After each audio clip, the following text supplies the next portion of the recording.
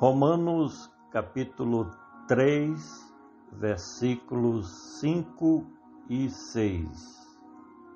E se a nossa injustiça for causa da justiça de Deus, que diremos?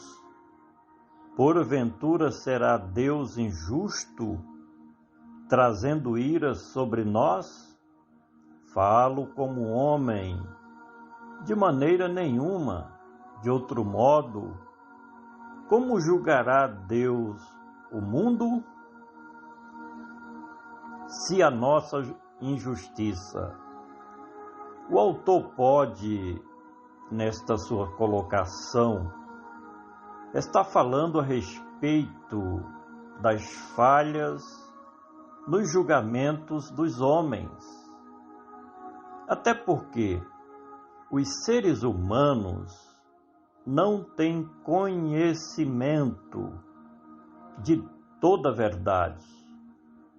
E por conta disto, seus julgamentos humanos são parciais e tendenciosos. Mas Paulo também pode estar se referindo às desobediências citadas anteriormente dos filhos de Israel, mas que também pode se atribuir a todos os filhos dos homens, porque todos pecaram e estão na mesma condição. E se a nossa injustiça for causa da justiça de Deus.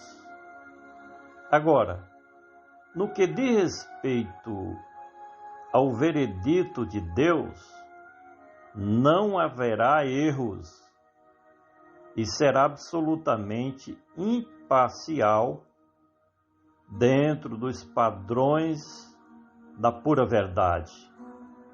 Porque Deus, como juiz dos vivos e dos mortos, ele julgará com justiça a desobediência, o ateísmo, a apostasia, a incredulidade e tudo de errado que os homens fazem será julgado por Deus diante do grande trono branco, que é o juízo final.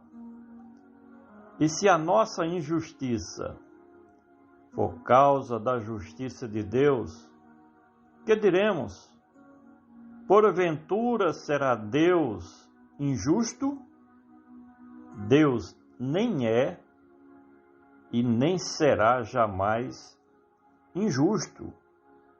Ainda nesta vida terrena, os filhos dos homens, em muitos casos, já são submetidos ao julgamento de Deus, porque a Bíblia ensina que alguns são disciplinados pelo Senhor ainda nesta vida, para que não incorram em condenação eterna. Deus nunca erra em seus julgamentos, porque Ele é a verdade em essência. Portanto, o seu julgamento é sempre absolutamente correto. E se a nossa injustiça for causa da justiça de Deus, que diremos? Porventura será Deus injusto, trazendo ira sobre nós? No caso dos filhos de Israel, essa colocação feita por Paulo pode ser vista como disciplina, correção ou prova, porque o Senhor castiga a quem ama. Mas no caso dos incrédulos, essa ira é aplicada conforme a justiça. com severidade.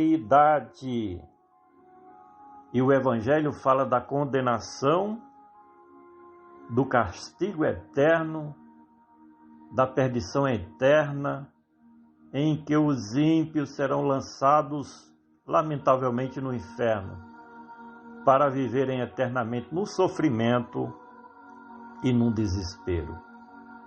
E se a nossa justiça for causa da justiça de Deus, que diremos?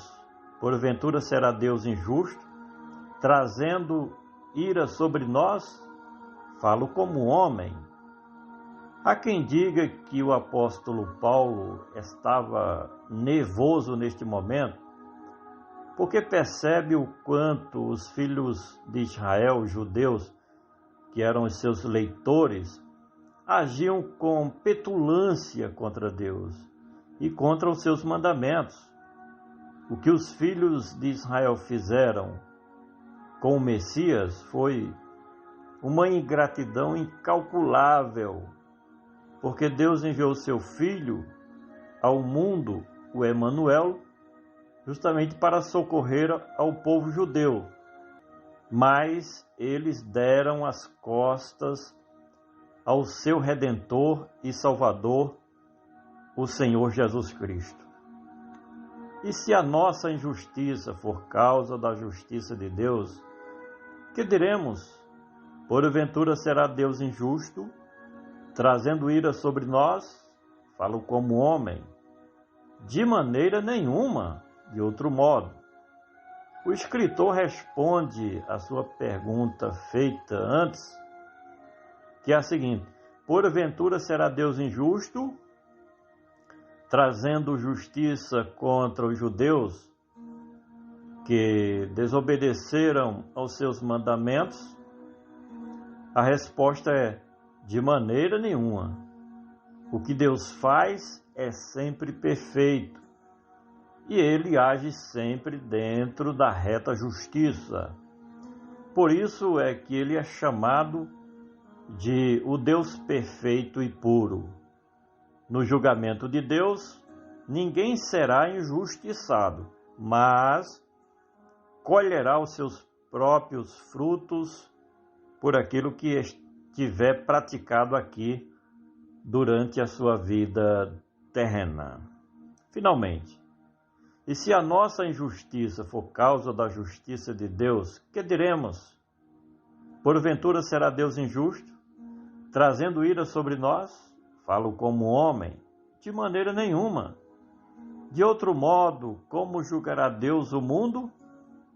O capítulo 2 desta mesma carta nos fala a respeito de como Deus haverá de julgar o mundo.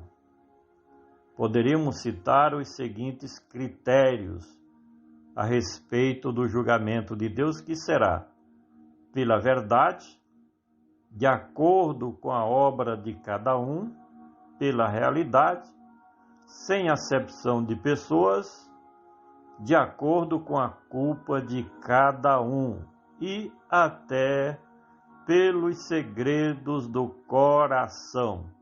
Isso é o que nos fala justamente as Sagradas Escrituras. Já no livro do Apocalipse, encontramos o relato do grande trono branco, onde mostra o momento escatológico em que todos os mortos, os incrédulos, os ímpios, os ateus, aqueles que deram as costas para Cristo, serão julgados perante Deus diante do trono branco, que é justamente o momento do juízo final.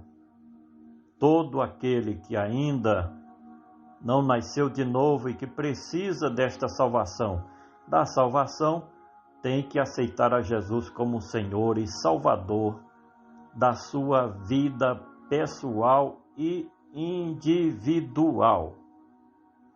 Compartilhe este áudio, por gentileza, e vamos juntos semear o poderoso Evangelho do Senhor Jesus.